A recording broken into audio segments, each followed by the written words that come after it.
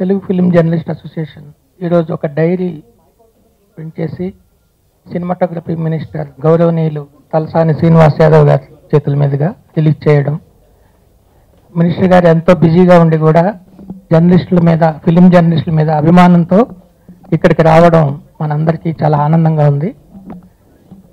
First ఈ మామూలుగా cinematography minister అంటే సినిమాలకి సంబంధం లేని వాళ్ళు ఎక్కువగా ఉంటారు. బట్ తలసాని గారికి సినిమాల మీద మంచి అభిరుచి ఉంది, మంచి అవగాహన ఉంది.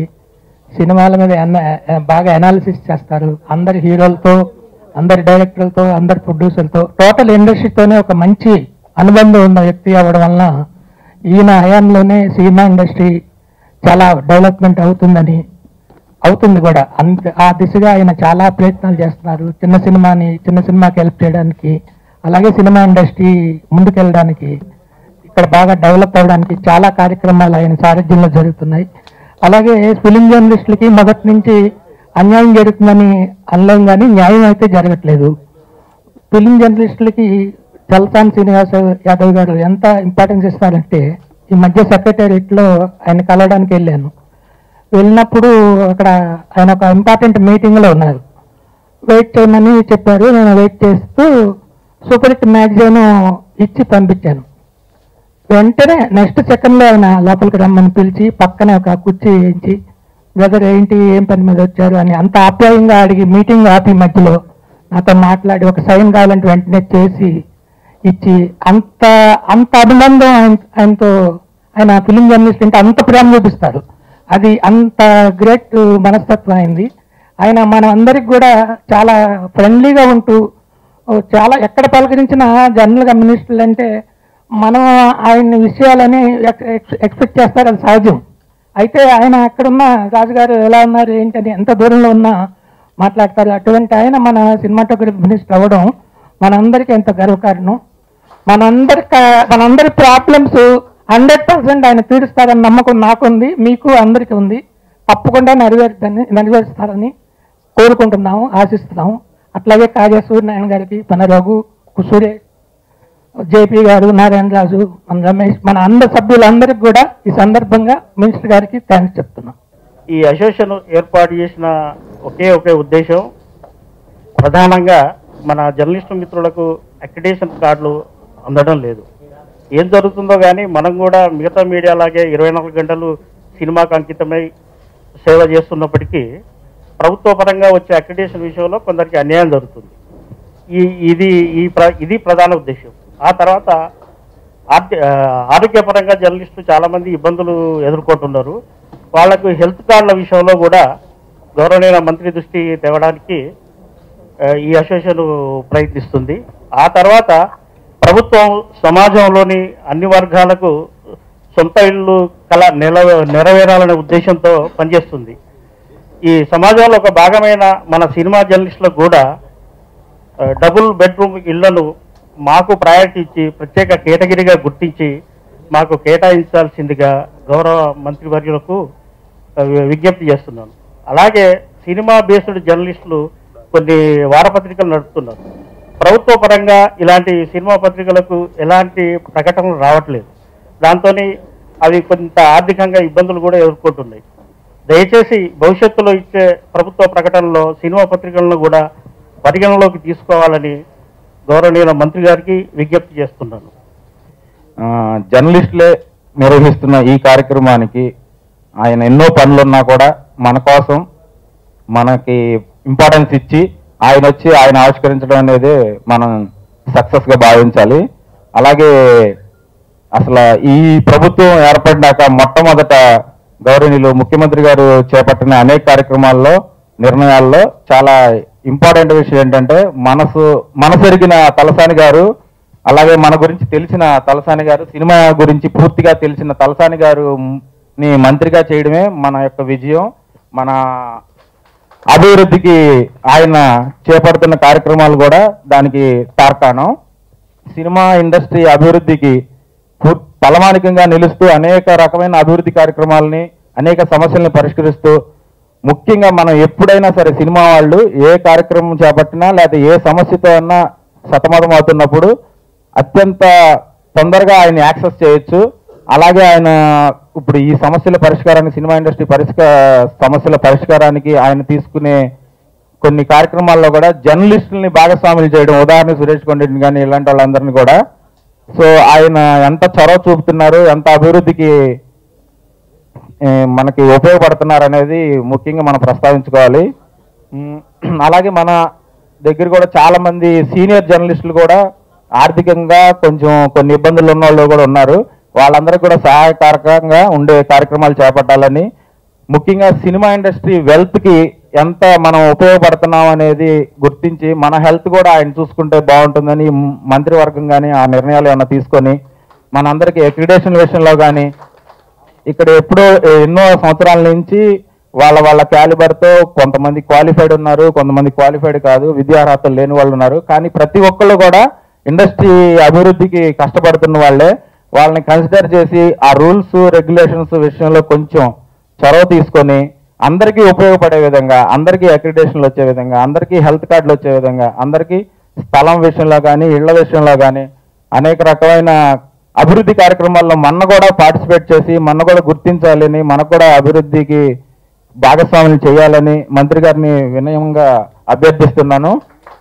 అలాగే ఈ cinema journalist dairy first time అయినా ఇది ఎంతో ఉపయోగకరంగా ఉండాలని, మరిన్ని అభివృద్ధి కార్యక్రమాలు సినిమా జర్నలిస్టులకి రూపొందించి చేయాలని ఈ కార్యవర్గాన్ని, ఈ ఉపాధ్యక్షులు, అధ్యక్షులు నారాయణరాజు గారు, వీరరాజు గారు, జేపీ గారు, సురేష్ గారు వీళ్ళ ఆధ్వర్యంలో మరింత ముందుకి మనం మంచి కార్యక్రమాలు తలపెట్టాలని కోరుకుంటున్నాను.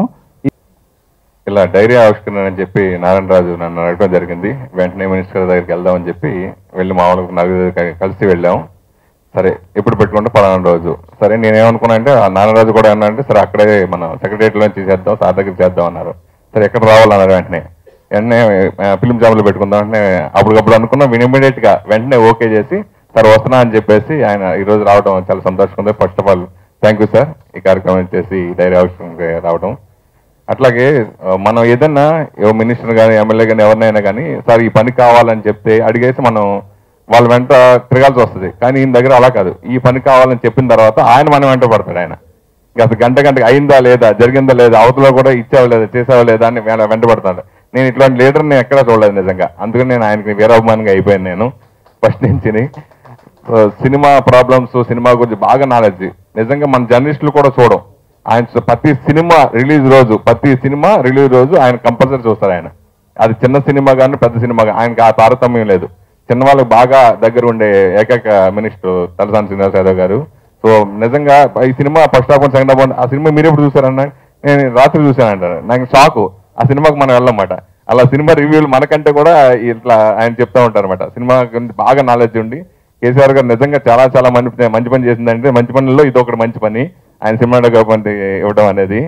అట్లాగే నాకు ఇప్పుడు మన మా అసోసియేషన్ కానీ ఇవన్నీ కూడా చూస్తున్నాం. ప్రతి ఒక్కరికి హెల్త్ కార్డులు కానీ అక్కడ బెనిఫిట్స్ కానీ చాలా అద్భుతంగా చేయడం జరుగుతుంది అక్కడ. అట్లాగే జర్నలిస్టులకు లేదా అని నేను ప్రతిరోజు ఫీల్ అవుతున్నాను. సో నాకు ఇప్పుడు ఈ అవకాశం మినిస్టర్ గారు ఇది నెరవేరబోతున్నందుకు చాలా సంతోషంగా ఉంది. So health cards, main health cards ప్రతి ఒక్కరికి ఎప్పుడు ఎలా ఉంటాయో ఎవరికి తెలియదు పొజిషను.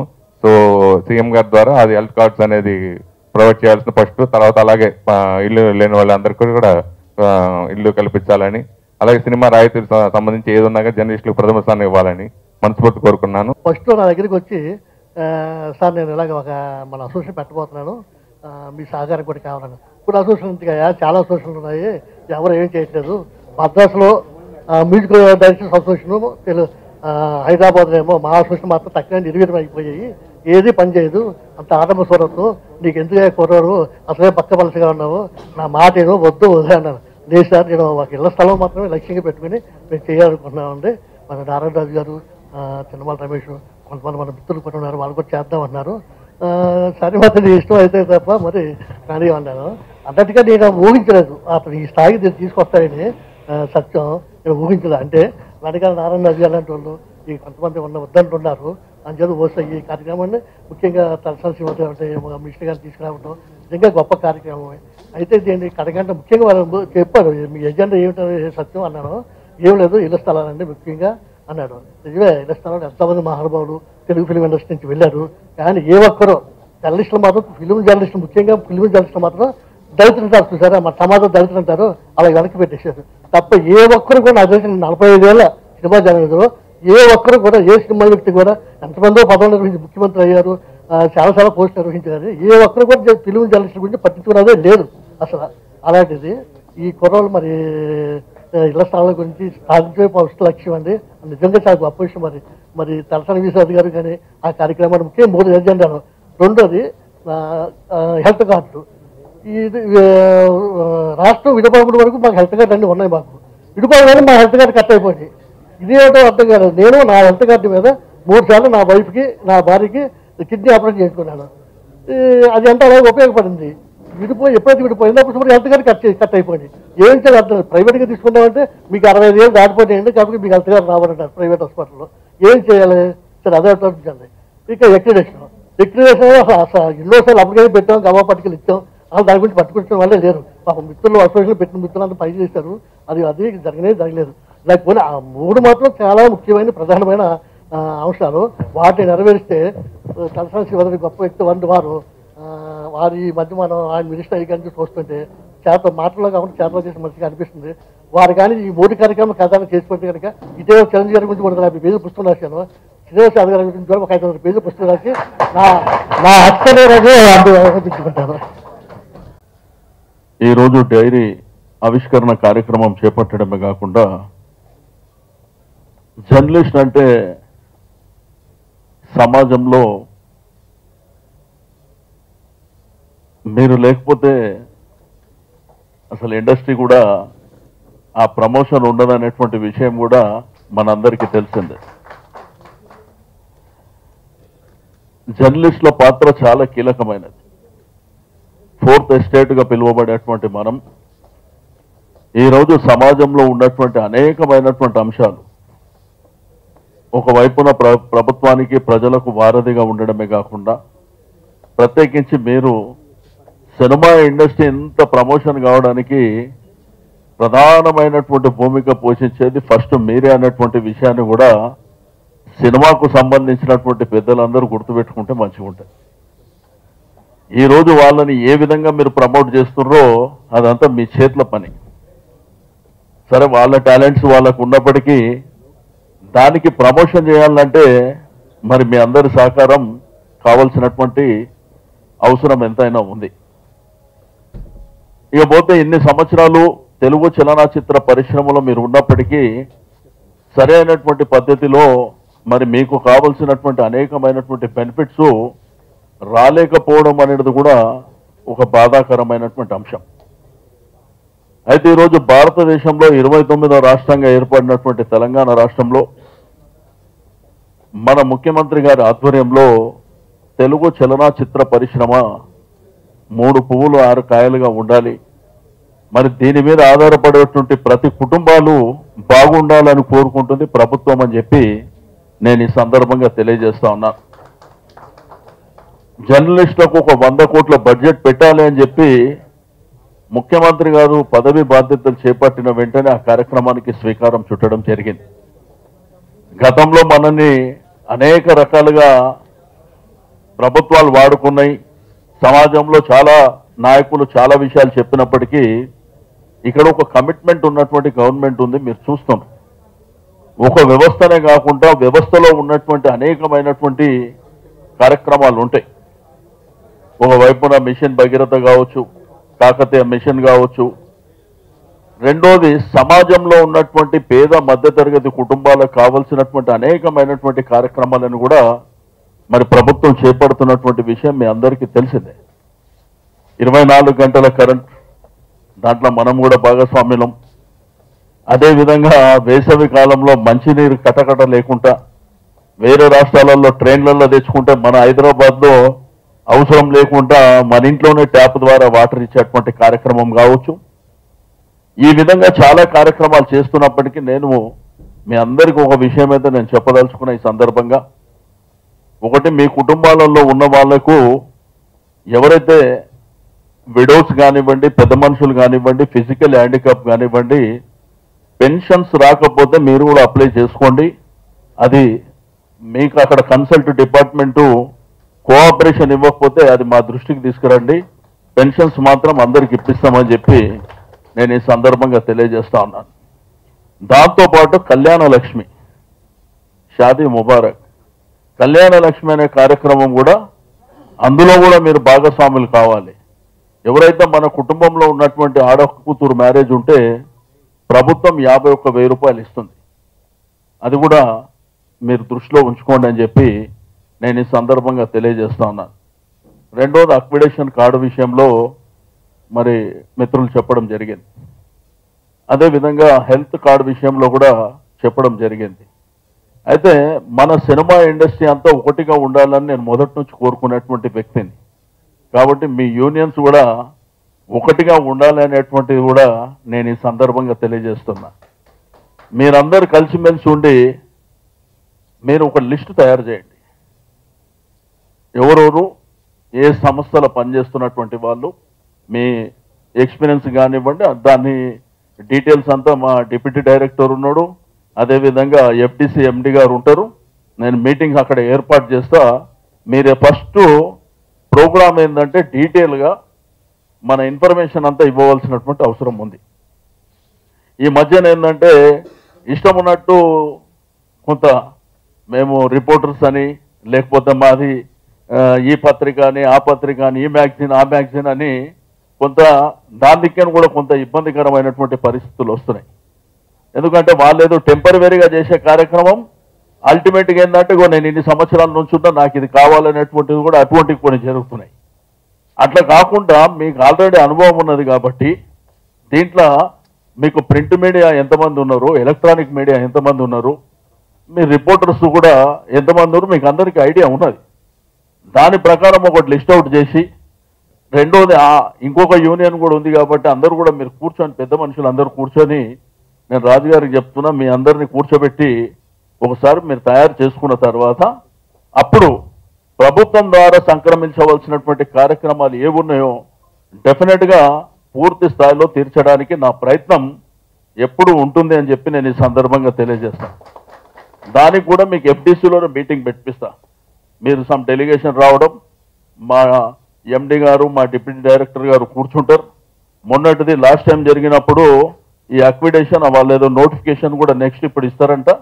అది కూడా నేను పాలసీ మ్యాటర్ కింద ఏమున్నదో ఫస్ట్ అవన్నీ తెప్పించుకొని మీకు అందరికీ కమ్యూనికేట్ చేయడం జరుగుతుందని చెప్పి నేను ఈ సందర్భంగా తెలియజేస్తా ఉన్నాను.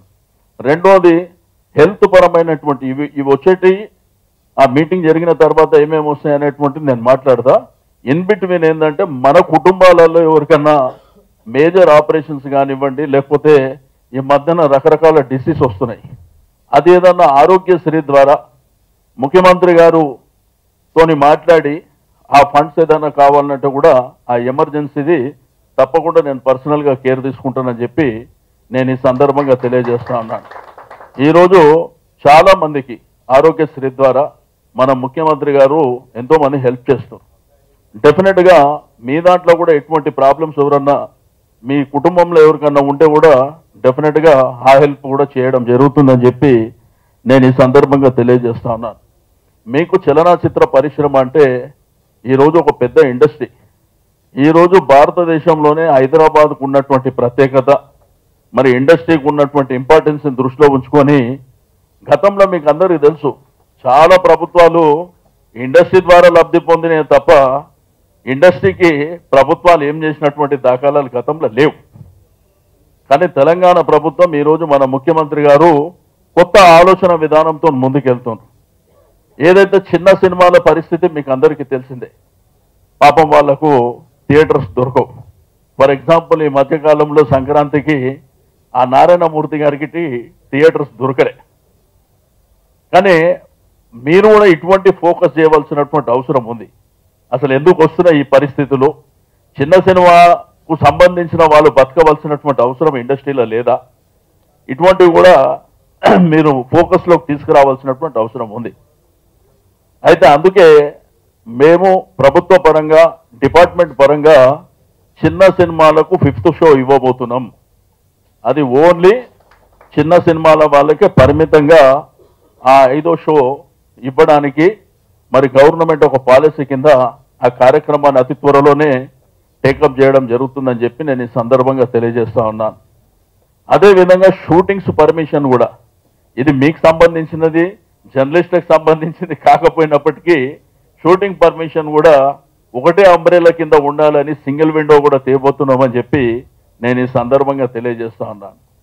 ప్రభుత్వ ఉద్దేశం వల్ల డెఫినెట్గా రాబో కాలంలో మరి సినిమా ఇండస్ట్రీని ఇంకా ప్రమోట్, మన అదృష్టం ఏంటంటే ఈ సంవత్సరం సంక్రాంతికి రిలీజ్ అయినటువంటి సినిమాలన్నీ మీకు ఖైదీ నంబర్ 150 కానీ, శాతకర్ణి కానివ్వండి, శతమానం భవతి కానివ్వండి, అదేవిధంగా ఆ సినిమా కూడా మన నారాయణమూర్తి గారి police constable Venkataraman something head constable, అది కూడా బాగానే ఉంది.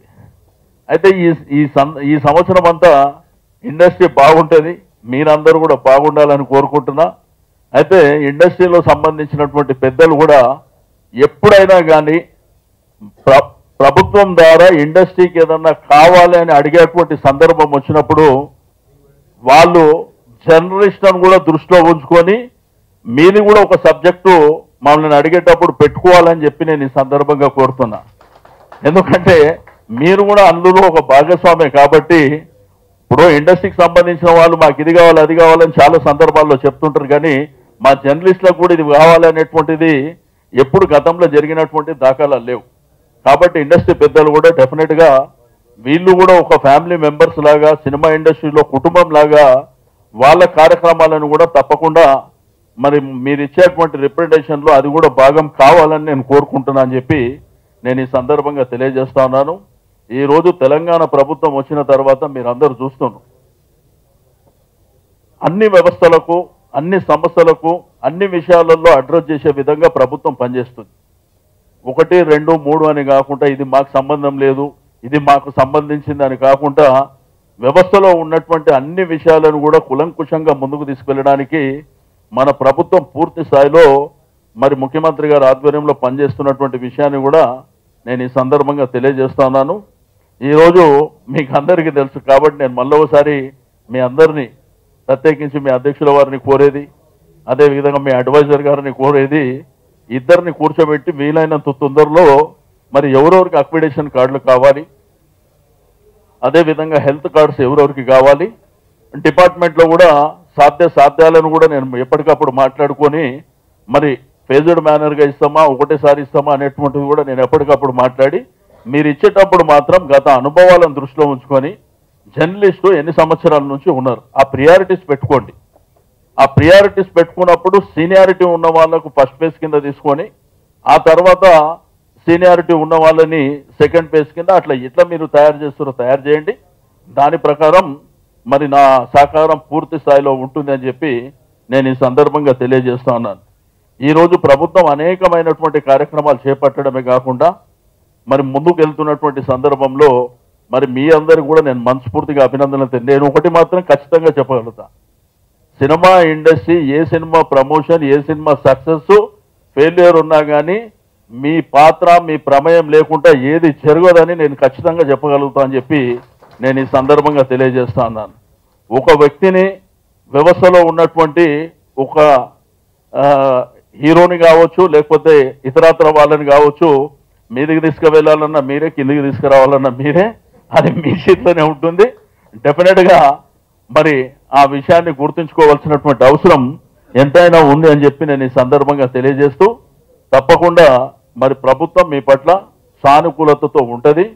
డెఫినెట్గా నాకున్నటువంటి అనుభవాన్ని దృష్టిలో ఉంచుకొని మరి ఎప్పటికప్పుడు పెద్దలందరూ మాట్లాడుతుంటారు.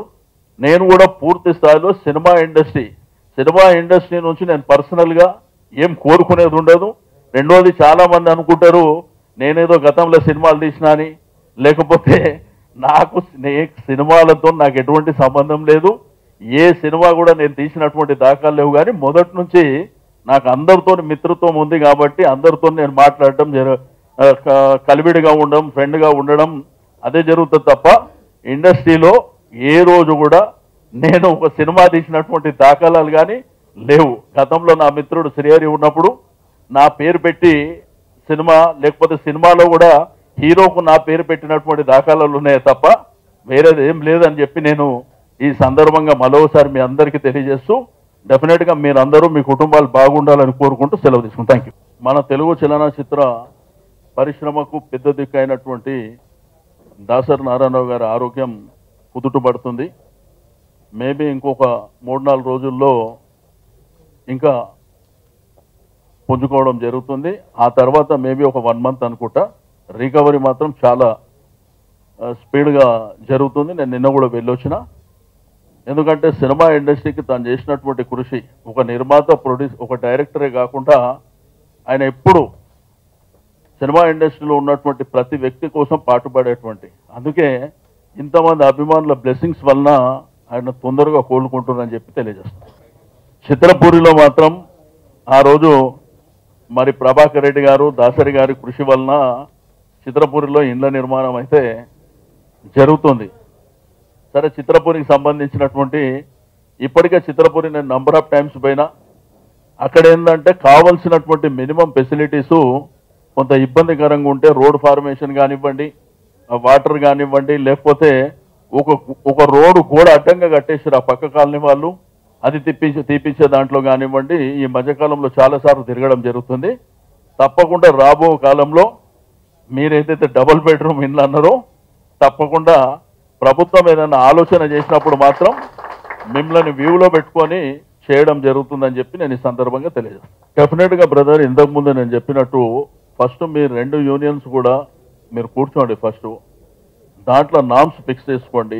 దాంట్లో సీనియారిటీ ఏమున్నది, ఎన్ని సంవత్సరాల నుంచి పనిచేస్తుండ్రు. రెండోది, ప్రభుత్వం ఈ మధ్యకాలంలో తెలంగాణ గవర్నమెంట్ ప్రవేశపెట్టినటువంటి అనేకమైనటువంటి స్కీమ్స్లో భాగంగా జర్నలిస్టులకు కూడా ఒక కార్యక్రమం తీసుకుంటుంది. కాబట్టి మేజర్గా మనకు కావాల్సింది అక్రిడిటేషన్ కార్డు కానీ, హెల్త్ కార్డు కానీ, రెండోది డబుల్ బెడ్రూమ్ ఇండ్ల నిర్మాణం కానివ్వండి, ఇవన్నీ తప్పకుండా వ్యూలో పెట్టుకోవడం జరుగుతుంది. రెండోది, మీరు వీలైనంత తొందరలో ఒక డెలిగేషన్ మేము రెడీ అయిపోయినాం అని చెప్పి, ఫస్ట్ ఏంటంటే అసలు ఎంతమంది ఉన్నారు, దాంట్లో సీనియారిటీ, ఏ పత్రికలకు ఏ మ్యాగజైన్కు పనిచేసే వాళ్ళు ఉన్నారు. ఈరోజు ఇండస్ట్రీలో మీకు తెలుసు ఈ ప్రియారిటీస్ అన్ని.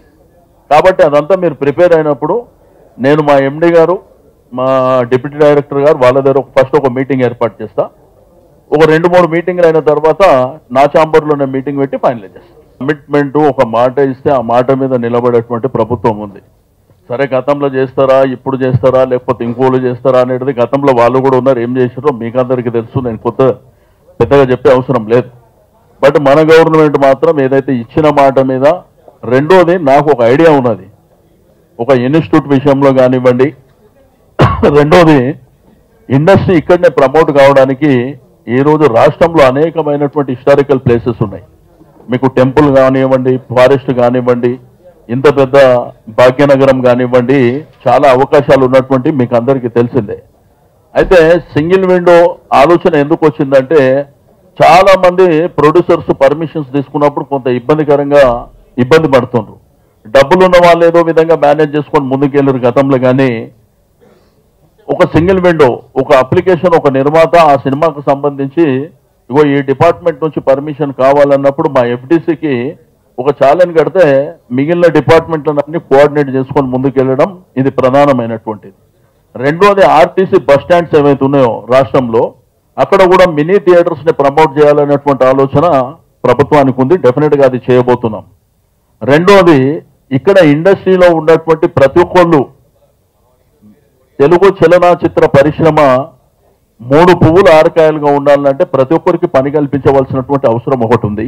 ఉద్యోగ భద్రత చాలా వరకు మనం ఆ విషయంలో ప్రత్యేకమైనటువంటి చొరవ చూపించి, కొన్ని యూనియన్లు కావచ్చు, కొంతమంది మీకు డాన్సర్స్, లేకపోతే స్టంట్ మాస్టర్స్, వీళ్ళ యూనియన్స్ సంబంధించి గొడవలు కూడా చాలా సందర్భాల్లో వచ్చినప్పుడు దాంట్లో కూడా ఒక పరిష్కారం ఇచ్చినాం. డెఫినెట్గా రాబో కాలంలో మాత్రం ఇండస్ట్రీకి సంబంధించి ప్రభుత్వం చేయవలసినటువంటి ప్రతి పనిని మనం చేపట్టడం జరుగుతుంది. డెఫినెట్గా ఈ ఇండస్ట్రీని ఇంకా ప్రమోట్ చేయడానికి తీసుకోవాల్సినటువంటి స్టెప్స్ కూడా అతి త్వరలో ముఖ్యమంత్రి గారి దగ్గర ఒక మీటింగ్ కూడా మరి మనకు వస్తుంది. ఆ మీటింగ్లో చాలా వరకు ఏమైతే మన అవార్డ్స్ కూడా ఉన్నాయి, మీకు ఉగాదిలో ఇచ్చేటువంటి గతంలో నంది అవార్డ్స్ ఇచ్చిండ్రు. కాబట్టి ఇవన్నీ కూడా రాబో కాలంలో మేబీ దసరాకు ఇవ్వాలనేటువంటి ఆలోచనతో ప్రభుత్వం ఉంది.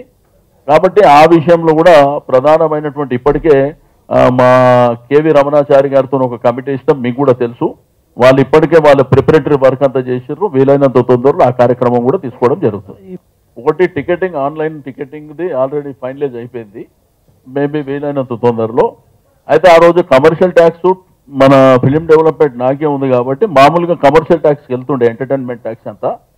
అది కొద్ది ఎఫ్డీసీకి ఇస్తే ఎఫ్డీసీని కూడా స్ట్రెంథన్ చేద్దామనేటువంటి ఆలోచన. దానిలో భాగమే మీరు అన్నట్టు కొత్త చిన్న సినిమాలు కావచ్చు, లేకపోతే షార్ట్ ఫిలిమ్స్ కావచ్చు, మెసేజ్ ఓరియంటేషన్ పిక్చర్స్ కావచ్చు, డెఫినెట్గా ప్రమోట్ చేయడం జరుగుతుంది.